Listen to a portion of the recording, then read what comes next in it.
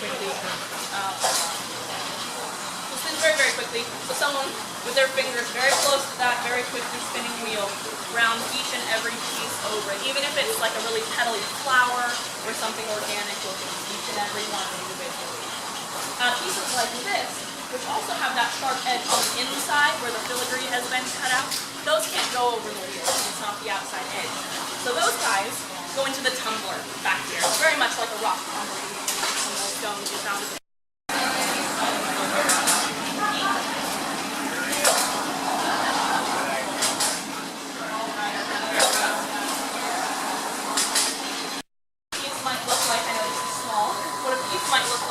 when it comes out of the water jet, and this has already been rounded. And then this is what it looks like after it's been heated.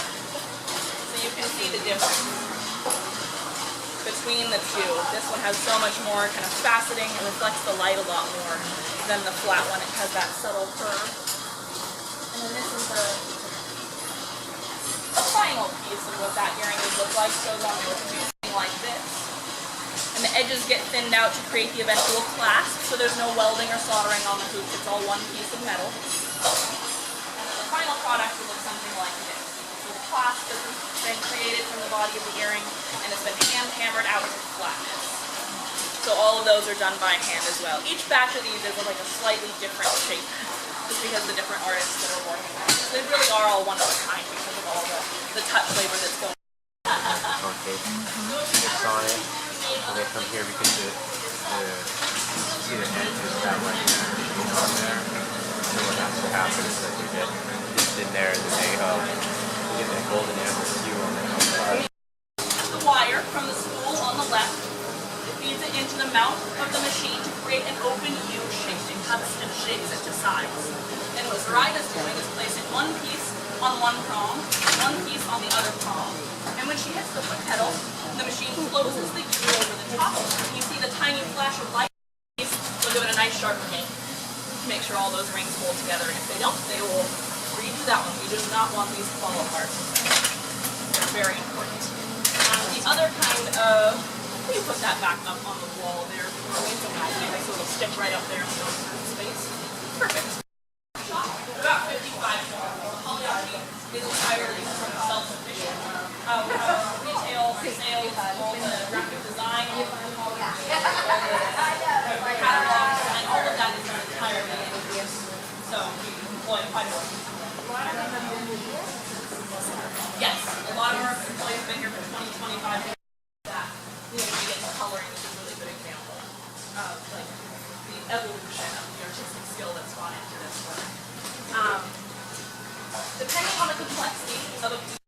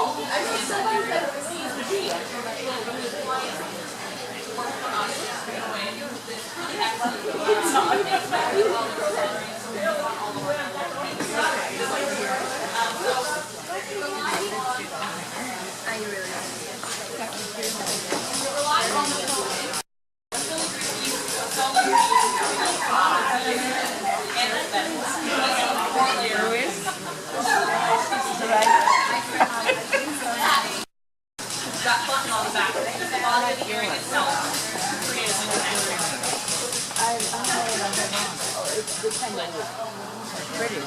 Like I said, we can do up to 4 layers at a time.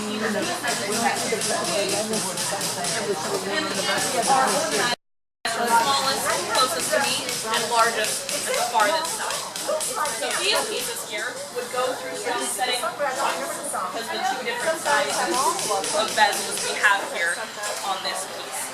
The artists that work in stone setting have to have a lot of very specific knowledge about the material.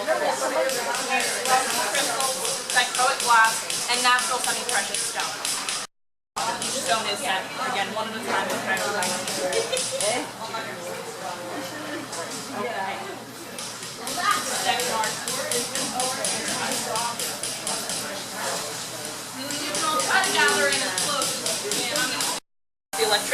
in the saltwater bath. So as she dips it in and activates the electricity, depending on the voltage, that's what determines the color. So there's no pigment or anything involved in there. It's an aging process. It's an oxidation, like you would see rust build up on iron or verdigris on copper or any other kind of tarnish. This is niobium's tarnish, and we're able to control it with this process. So higher voltages age the metal the most, which is why Melissa can get gradually lower and lower on the voltages and not disrupt what she's already done. What it's doing at an atomic level is building up layers of film on the surface of the metal. The higher the voltage, the more layers. Delicacy of this. Now, why we only have one coloring artist to maintain this consistency. It's very, very detailed work.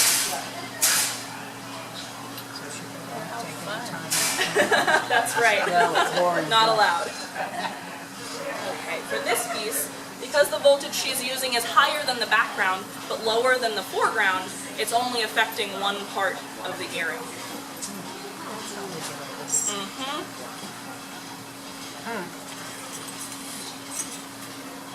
Just the water. It's entirely clean and green and all that good stuff. Niobium is actually most often used in the medical field for things like surgical staples or hip replacement parts.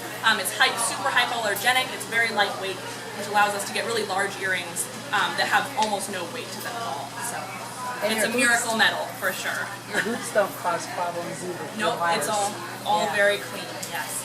All right, so we can head right back out into the shop the way we came. If you have any other questions, please let me know.